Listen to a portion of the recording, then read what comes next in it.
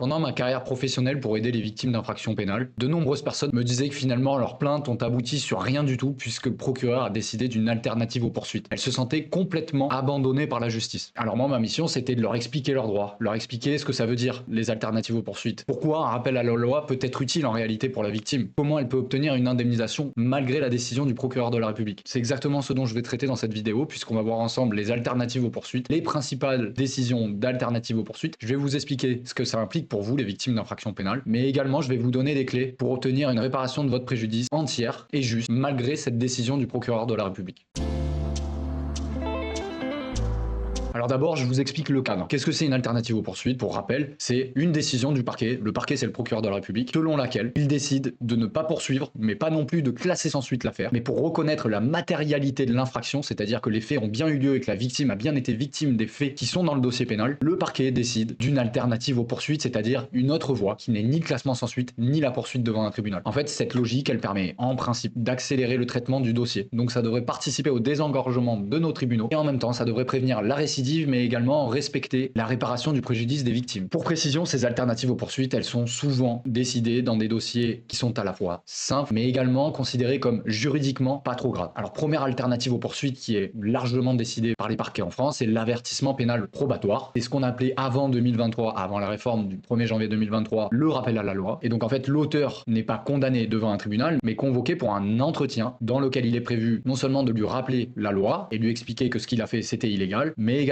de prendre certaines mesures contre lui qu'il devra respecter pendant une période dite probatoire, donc 1 an en cas de contravention et 2 ans en cas de délit. Et dans le cas où il recommencerait à commettre une infraction de la même nature dans ce délai de période probatoire, alors la sanction pourrait tomber cette fois devant un tribunal. Pour la victime, comme je l'ai indiqué tout à l'heure, ça implique en principe qu'elle ait une réponse pénale rapide concernant sa plainte. Il n'y a donc pas de jugement, la victime n'est pas convoquée à une audience devant un tribunal, donc la victime ne peut pas demander une indemnisation de son préjudice devant un tribunal. Ce qui ne veut pas dire qu'elle ne va pas être indemnisée, parce que dans l'avertissement pénal probatoire, le procureur peut prévoir que pendant la période de probation, l'auteur doive indemniser la victime. Alors là, toute la mission pour la victime, c'est de justement vérifier si cette obligation de réparation est réellement effectuée par l'auteur. Certains auteurs ne peuvent pas indemniser la victime, puisque certains auteurs soit ne s'exécutent pas, soit sont insolvables. Et on verra un petit peu plus loin dans la vidéo comment on peut faire une victime pour obtenir une indemnisation malgré ces situations. Une autre alternative aux poursuites, c'est la composition pénale. C'est le fait que le procureur propose à un auteur une ou plusieurs mesures qu'il devra exécuter. Donc l'auteur doit l'accepter, doit reconnaître les faits, et si effectivement il exécute ces mesures, alors il pourra éviter de passer par la case tribunal. Et donc là, un petit peu comme on vient de le voir avec l'APP, l'avertissement pénal probatoire, la victime peut recevoir une indemnisation de la part de l'auteur, si tant est que le procureur a bien obligé l'auteur, dans les mesures, dans le cadre de la composition pénale, à indemniser la victime. Dans le cas où l'auteur ne s'exécute pas, il va aller directement devant le tribunal pour être jugé de manière classique. Et donc on passe d'une alternative aux poursuites à une poursuite devant un tribunal pénal. Enfin, une troisième alternative qui est parfois décidée, c'est la médiation pénale. Alors ici, ce qui est particulier, c'est qu'il faut l'accord à la fois de l'auteur de l'infraction, mais également de la victime de l'infraction pour que la médiation puisse s'appliquer. Et en fait, c'est la recherche d'un accord entre les deux parties. Et ça ne va concerner que certains dossiers, que certaines infractions. Donc, par exemple, on va l'éliminer souvent en matière de violence conjugale. Donc, l'auteur, il doit bien sûr reconnaître les faits pour pouvoir ensuite accepter ou pas cette médiation pénale. Et il doit participer à la recherche d'une solution en accord avec la victime pour essayer de réparer le préjudice de la victime. La limite principale de cette médiation pénale, c'est qu'elle nécessite l'accord des deux parties et que parfois, la victime va refuser puisqu'elle considère que la réponse pénale n'est pas du tout adaptée à la gravité de sa situation. Donc, le point commun entre ces trois alternatives, c'est le fait que la victime puisse obtenir une réponse pénale un petit peu plus rapide que si jamais il devait y avoir une audience, puisque souvent, l'organisation d'une audience, vous n'êtes pas sans savoir que ça peut mettre beaucoup de temps, quelques mois, voire parfois quelques années. Sauf cas spécifique, par exemple, comparution immédiate, où on a une réponse pénale très rapide, et encore que l'auteur a le droit de demander un délai pour préparer sa défense, donc ça rallonge les délais. Et aussi, malheureusement, la limite principale, concrètement sur le terrain, c'est que la réparation parfois est incomplète ou carrément pas du tout exécutée, et que finalement, la victime se retrouve complètement hors jeu. Cette réponse, elle n'apporte parfois aucune satisfaction pour la victime. C'est même parfois elle-même, avec l'aide bien sûr des professionnels du droit et notamment les associations d'aide aux victimes et les avocats, qui doit s'assurer de l'exécution réelle de l'indemnisation qu'elle doit recevoir de la part de l'auteur. Donc c'est quelque part une double peine pour elle qui a déjà été victime. En plus de ça, elle doit faire le travail pour obtenir une indemnisation alors même qu'un procureur a obligé l'auteur à s'exécuter, mais celui-ci ne le fait pas pour différentes raisons. Dans ces cas-là, il peut être intéressant soit de consulter ses assurances pour voir si on peut pas obtenir une indemnisation dans un un premier temps par son assureur. Donc n'hésitez pas à contacter votre assurance habitation ou également votre banque parce que parfois votre cadre bancaire peut avoir des protections dans ce type de cas particulier. Mais également, il pourrait être utile de saisir un tribunal civil pour obtenir juste la réparation de son préjudice dans le cadre de cette infraction pénale dont vous avez été victime,